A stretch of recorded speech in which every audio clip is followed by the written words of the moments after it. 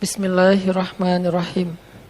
Assalamualaikum warahmatullahi wabarakatuh. Saya pengen sharing satu kisah yang mungkin teman-teman pernah dengar. Kisah tentang seorang ulama yang bernama Imam Ahmad. Imam Ahmad itu muridnya siapa? Murid gurunya yaitu Imam Asy-Syafi'i. Imam Ahmad itu menghafal hadis alfi hadisan, 1.000.000 hadis. Jadi Imam Ahmad itu menghafal 1.000.000 hadis. Dan sama dengan kita. Di antara hadis 1.000.000 itu ada yang kita sama menghafal dengan Imam Ahmad, yaitu innamal a'malu binniyat. Sama dengan Imam Ahmad. Hadis pertama. Tapi nggak sampai 1.000.000. Imam Syafi'inya aja sampai kagum banget sama Imam Ahmad. Saking menghafal 1.000.000 hadis. Dianggap sebagai ulama hadis. Suatu hari Imam Ahmad itu tinggal di Baghdad dan beliau bilang, kenapa ya saya kok pengen banget ke Basroh. Padahal beliau tuh nggak kenal siapapun di Basroh. Baghdad Basroh itu lumayan beda provinsi. Saya kepengen banget ke Basroh. Udah lama pengen ke Basroh. Cuman di sana beliau nggak kenal siapapun, tidak ada niat ketemu siapa-siapa, tidak ada janji dengan siapa-siapa, tidak ada urusan apapun. Cuman nggak tahu, pengen aja ke Basroh. Sehingga karena kepengen terus, ada kayak sesuatu yang mengganjal dalam diri beliau. Kayaknya nih ada sesuatu yang harus saya tunaikan, saya harus ke Basroh. Kayak telepati gitu, kayak batin. Akhirnya beliau memutuskan berangkat ke Basroh. Saat beliau sampai di Basroh malam hari, beliau mampir ke sebuah masjid, sholat isya di situ. Setelah selesai sholat isya, beliau tidur di dalam masjid, capek. Tapi tiba-tiba datang pengurus masjid atau marbot membangunkan beliau. Hei, wahai laki-laki, ya rojul, kenapa kamu tidur di dalam masjid? Kata marbotnya teh. Kata Imam Ahmad, ana musafir, saya sedang bermusafir, saya butuh istirahat. Kata marbotnya, nggak boleh tidur dalam masjid, kamu keluar gitu. Akhirnya Imam Ahmad diusir keluar dari masjid, maka tidurlah beliau di teras masjid. Masjidnya dikunci. Pas tidur di teras masjid, marbot tadi datang lagi. Ya rojul, hei orang laki-laki, kenapa kamu tidur di sini? Lah, kan tadi nggak boleh tidur di dalam. Akhirnya saya tidur di luar. Tetap nggak boleh di dalam masjid. Ini masih area masjid. Keluar, diusir sampai ke jalan. Dalam kondisi kayak gitu, terlihatlah adegan itu kepada seorang penjual roti yang tinggal atau punya toko di depan masjid. Akhirnya dipanggil, ya rojul, kesini. Masuk, kalau kamu mau tempat bermalam, tinggallah di rumah saya. Tapi seadanya, saya mah bukan orang kaya, tinggal aja di sini. Ini ada tempat tidur kecil. Kata Imam Ahmad, baik, jazakallahu khair. Kalau boleh saya bermalam 1 malam, karena saya musafir. Tinggal di situ. Ketika Imam Ahmad sedang tinggal di situ, Imam Ahmad memperhatikan tukang roti ini bekerja. Setiap kali mengaduk roti, beristighfar. Ngaduk roti, ini mah roti candai. Kalau roti Arab mah gitu. Kalau roti India, astagfirullahalazim. Pokoknya 1 kali adukan, istighfar. Ngaduk roti yang masih tepung gitu, astagfirullahalazim. Kemudian bikin roti, astagfirullahalazim. Apapun yang beliau lakukan, istighfar. Sehingga akhirnya Imam Ahmad berkata, sudah berapa lama kamu beristighfar seperti itu? Kata tukang roti, saya sudah jual roti ini selama kurang lebih 30 tahun. Dan setiap kali ngaduk saya beristighfar. Berarti dia sudah mendawamkan istighfarnya kurang lebih selama 30 tahun. Jadi hobinya tuh astagfirullahaladzim. Bukan bersiul, bukan bersenandung, bukan bernyanyi, bukan dengar MP3. Tapi dia beristighfar. Atau dengar MP3-nya istighfar. Astagfirullah. Pokoknya istighfar aja. Udah 30 tahun. Lalu Imam Ahmad bertanya, kalau sudah melakukan sekian lama, terus apa hasilnya? Kata Imam Ahmad. Kata tukang roti itu, alhamdulillah wahai rajul, wahai laki-laki, tidak ada permintaan saya kecuali Allah kabulkan. Saya baru bilang ya Rob, udah Allah kabulkan. Baru bilang ya Rob, sudah Allah kabulkan. Setiap saya minta apapun, Allah kabulkan. Alhamdulillah, ini berkah dari istighfar. Karena saya yakin, kata dia, Nabi bersabda, tidaklah seseorang mulazamah atau iltizam, dia selalu beristighfar, dawam dengan istighfar, kecuali Allah Subhanahu wa taala akan memberikan jalan keluar dari setiap masalah dan mengabulkan doa-doanya dan memberikan rezeki yang tidak pernah terduga-duga. Kata laki-laki tadi, penjual roti, cuma satu permintaan saya yang belum dikabulkan. Imam Ahmad bertanya, apa itu? Saya pernah berdoa, ya Allah, saya kagum sama Imam Ahmad bin Hanbal. Saya ingin bertemu dengan beliau. Kabulkanlah ya Allah. Langsung Imam Ahmad bertakbir, Allahu Akbar. Ternyata ini nih masalahnya. Kenapa saya kok nggak enak hati selama di Baghdad?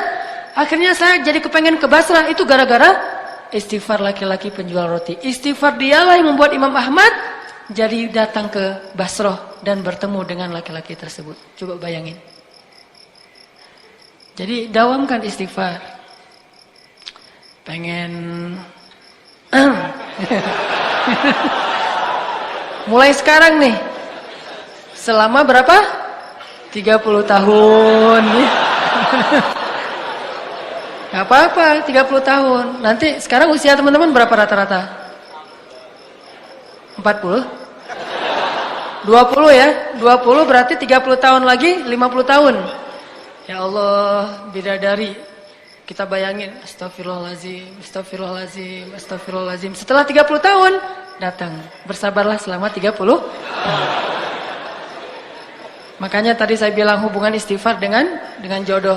Kalau kita ngerasa sulit untuk mendapatkan orang yang kita harapkan, yang kita idam-idamkan dalam hidup kita menjadi permaisuri, jadi bidadari kita, atau jadi imam kita, banyak-banyak istighfar. Mau punya istri yang cantik? Bening, putih, rambutnya ikal, gak usah malu-malu. Mau kan ya? Gak mau ya? Atau udah punya? Kalau kalian pengen punya istri yang seperti hurul ain, matanya jelita. Arti jelita itu matanya besar tapi sayu. Matanya besar tapi sayu, bukan besar tapi melotot. Kan ngeri tuh ya. Apalagi malam Jumat kayak gitu. Apa? Padahal malam Jumat mah harusnya nggak kayak gitu. Nah, banyak istighfar. Istri yang solehah, istri yang seperti Asma bintu Umais. Masih ingat Asma bintu Umais? Yang ketika suaminya datang, dia udah berdandan. Lalu ketika suaminya masuk ke dalam rumah, dia ganti pakaian suaminya. Dia bukakan baju suaminya, baju dingin, kemudian baju apa? Pokoknya bajunya lah dibukain. Udah selesai itu, dia ambil handuk basah dengan air hangat, dia usap tubuh suaminya dengan air hangat. Di kayak sauna gitu, di spa gitu, pokoknya di treatment. Wah, udah gitu selesai di treatment suaminya, dia pergi ke dapur ngambil sapu lidi kurma. Suaminya udah makan, udah di treatment, udah di khidmat habis-habisan. Setelah itu dia ambil sapu lidi kurma, dia kasih ke suaminya, wahai suamiku, jika hari ini masih ada yang kurang dari kebaikan, dari tugasku, maka pukullah aku dengan sapu lidi ini. Tuh kalau istrinya kayak gitu, udah pakai lagu Roma Irama, istri solehah. Karena kalau kata Nabi, saya baru ngerti, benar kata Nabi, dunia itu adalah perhiasan, dan sebaik-baik perhiasan itu adalah istri yang solehah. Udah selesai, udah urusannya kalau udah kayak gitu. Begitu juga yang akhwat, yang cewek-cewek, yang perempuan. Kalau kalian ingin imamnya soleh seperti Abu Salamah, kok Abu Salamah sih tadi Asma bintu Umais? Abu Salamah itu cowok di antara para sahabat yang diidolakan banget oleh istrinya. Bahkan sampai kemudian mendapatkan, setelah Abu Salamah wafat, sampai Ummu Salamah bingung siapa lagi yang bisa mendampingi Ummu Salamah, karena tidak ada lagi laki-laki yang setara dengan Abu Salamah. Ya Allah, beri saya ganti yang lebih baik daripadanya. Kan itu doa yang diajarkan Nabi ya. Wa khluf li khairan minha. Tapi siapa yang lebih baik daripada Abu Salamah? Abu Bakar? Enggak. Tidak ada menurut Ummu Salamah laki-laki yang lebih baik daripada Abu Salamah. Mau punya suami yang ideal, Ibrahim, Ismail. Suami yang ideal secara fisik mungkin Zain Malik, Zain Ataki, narsis ya. Mirip saya dengan Zain Malik kalau dilihat dari jarak 1 kilo.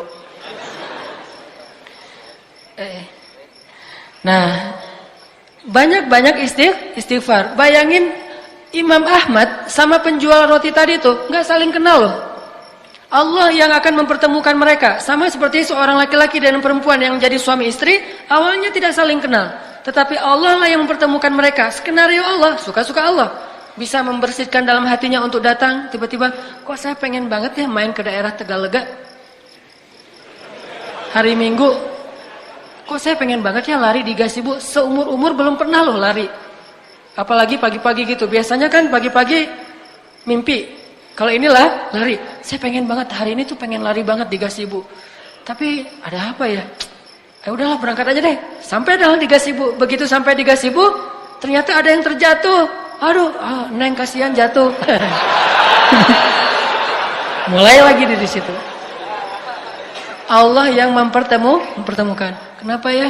Saya kok tiba-tiba jadi pengen taklim? Ya. Dulu-dulu mah taklim sih, tapi streaming. Sekarang aduh rasanya streaming mah kayak nonton siaran kayak nonton bola tapi lewat TV, nggak langsung. Pengen langsung datang ke stadionnya. Pengen ikut taklim, datang ke taklim, pulang-pulang dapat ilmu ya. Udah aja segitu. Ya emang taklim mencari ilmu. Ilmu menikah. Ilmu motivasi untuk menghalalkan. Oke, itu satu. Cerita yang kedua, kisah tentang keajaiban istighfar. Salahuddin Al-Ayyubi, salah satu panglima perang Islam yang sangat terkenal di Mesir. Beliau dalam peperangan melawan orang salib untuk membebaskan Palestina. Pernah ketika lagi istirahat malam hari, beliau keliling di antara tenda-tenda prajuritnya. Mau lihat prajuritnya kalau malam tuh ngapain. Tengah malam maksudnya, jam 2 malam. Beliau keliling di antara tenda-tenda prajuritnya. Melihat tenda yang pertama, di dalam tuh ada prajurit lagi tahajud. Tahajud, panjang lagi tuh tahajudnya. Terus keliling ke tenda yang lain. Tenda yang kedua ngelihat prajuritnya lagi tilawah Al-Quran. Masya Allah, ini prajurit tilawah Al-Quran. Duduk sambil baca Alif Lam Mim Dzalikal Kitabul La Raiba Fi. Tilawah Al-Quran. Sampai ke tenda yang ketiga, dilihat prajuritnya lagi beristighfar dan berdoa kepada Allah. Rabbi zalamtu nafsi faghfirli. Minta ampun, istighfar. Lalu sampai ke tenda yang keempat, Salahuddin Al-Ayyubi melihat prajuritnya sedang tidur. Baru Salahuddin mengatakan, inilah pintu kekalahan kita. Inilah pintu kekalahan kita. Ketika prajuritnya menghabiskan malamnya dengan tidur. Sedangkan prajurit yang menghabiskan malamnya dengan qiyam, itu adalah penyebab datangnya pertolongan Allah. Prajuritnya yang beristighfar, itu penyebab datangnya kasih sayang Allah SWT. Prajuritnya yang tilawah Al-Quran, itu penyebab datangnya berkah dari Allah SWT. Sedangkan prajurit yang tidur, inilah pintu kekalahan kita. Jadi isi hari dan malam kita itu dengan istighfar, dengan bertobat kepada Allah Subhanahu wa taala.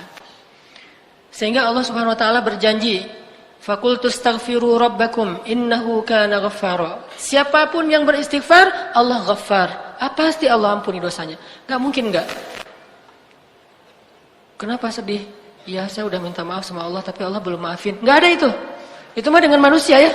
Saya udah sih minta maaf ke dia, saya kirim WA, saya telepon, saya japri terus nggak dibaca-baca, saya datengin nggak dibukain pintu, ternyata salah rumah ya. Pokoknya berusaha aja minta maaf, tapi nggak dimaafin. Saya udah ngirimin hadiah segala macam, saya tuh udah minta maaf habis-habisan tapi nggak dimaafin. Itu manusia, tapi Allah nggak ada cerita kita minta maaf kepada Allah, Allah nggak memaafkan tuh nggak ada. Kita minta ampun kepada Allah, Allah nggak mengampuni, itu nggak mungkin. Tidak mungkin orang yang datang kepada Allah pulang dalam keadaan kecewa. Catat tuh, gak mungkin orang yang datang kepada Allah pulang dalam keadaan kecewa.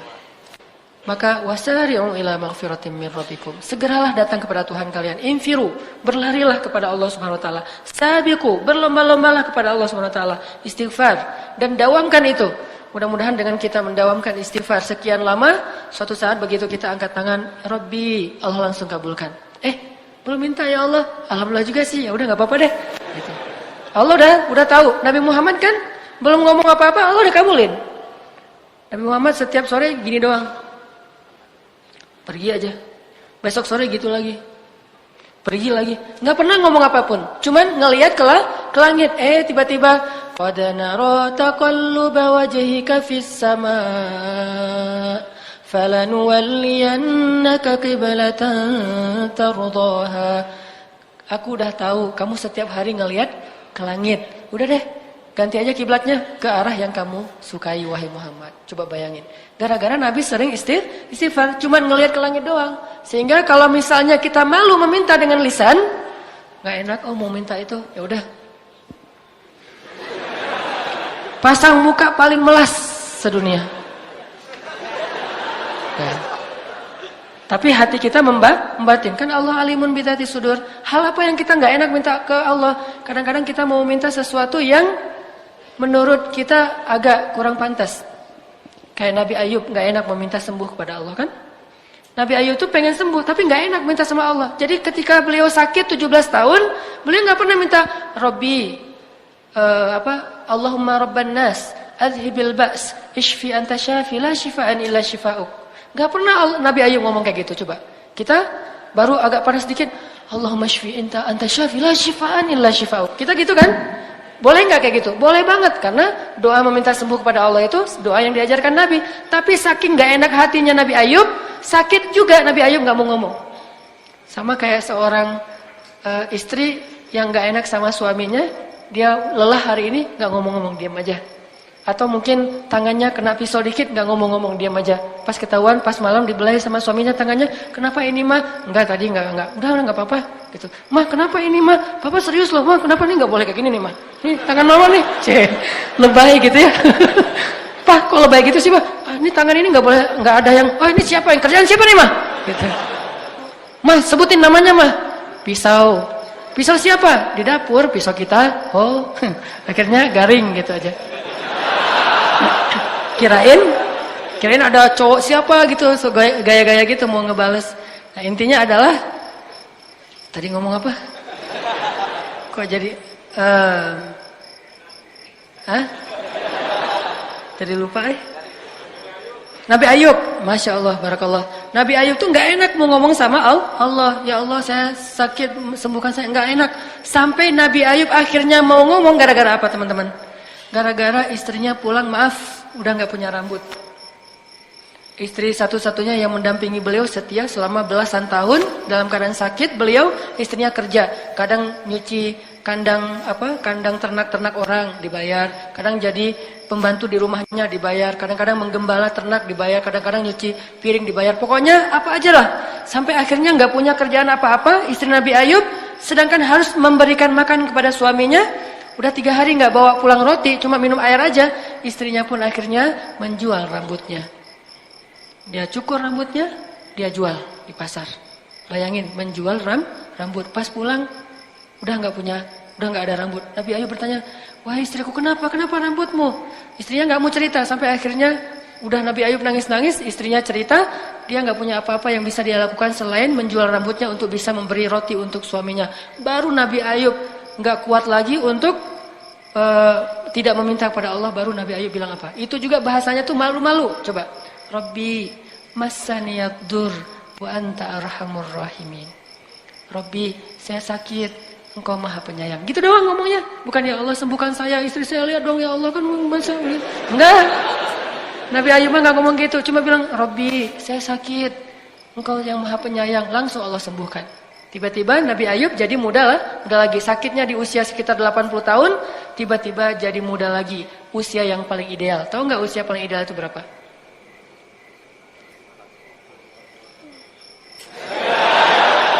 Usia paling ideal itu usia 30 sampai 40 tahun. Kalau sebelum itu masih belum matang. Kalau di atas 40 tahun kematangan. Yang paling pas tuh 30 sampai 40, itulah usia penduduk surga antara 30 sampai 40 tahun. Akhirnya Nabi Ayub muda lagi. Begitu istrinya pulang, astagfirullahaladzim, kamu siapa? Saya Ayub. Enggak, kamu bukan Ayub. Emang sih mirip Ayub beberapa tahun yang lalu, tapi sekarang udah enggak, kata istrinya. Ayub sekarang udah jadi laki-laki yang udah tua, dia lumpuh. Tapi saya Ayub, suami kamu, dan Allah sudah menyembuhkan saya. Dia pergi ke kamar, ternyata Nabi Ayub nggak ada. Lalu Nabi Ayub menyebutkan kenangan-kenangan yang hanya mereka berdua yang tahu. Setelah Allah SWT, akhirnya dia percaya. Dulu kita pernah hujan-hujanan di bawah jembatan. Akhirnya kita pulangnya pakai daun pisang. Dimarahin tetangga, soalnya itu daun pisang mau dibikin. Gitu-gitu deh cerita. Akhirnya istrinya percaya, oh ini suami saya Lalu Nabi Ayub memberi dia air yang Allah munculkan dari tanah, mandi dengan air itu, istrinya pun jadi muda lagi, yang tadinya nenek-nenek sekarang jadi gadis lagi. Dan setelah itu Allah berikan kepada mereka anak, semua anak yang sudah meninggal gara-gara beliau sakit, musibah, Allah datangkan satu persatu, persis seperti yang udah meninggal. Ini apa? Artinya Allah nggak mungkin ngecewain hambanya yang datang kepadanya. Belum ngomong aja Allah udah kabulin. Nabi Muhammad baru kayak gini aja Allah udah kabulkan. Kenapa? Rajin istighfar. Makanya jadikan istighfar sebagai hobi kita. Mudah-mudahan Allah mudahkan segala urusan-urusan kita. Pengen punya kerjaan, istighfar. Pengen lulus kuliah, istighfar. Pengen punya jodoh, istighfar. Pengen umroh, pengen haji, gak usah ngomongin saya gak mampu, istighfar. Kan sering dikatakan oleh ulama, Allah tidak mengundang orang yang mampu, tetapi Allah memampukan orang yang diundang. Kalau Allah udah ngundang, pasti mampu. Banyak aja istighfar. Tiba-tiba, loh kok saya bisa umroh, Masya Allah. Karena kita dekat sama pemilik alam semesta. Jadi lobby Allah aja deh. Dekat-dekat sama Allah, maka Allah akan berikan semua kekayaan langit dan bumi milik Allah untuk kita.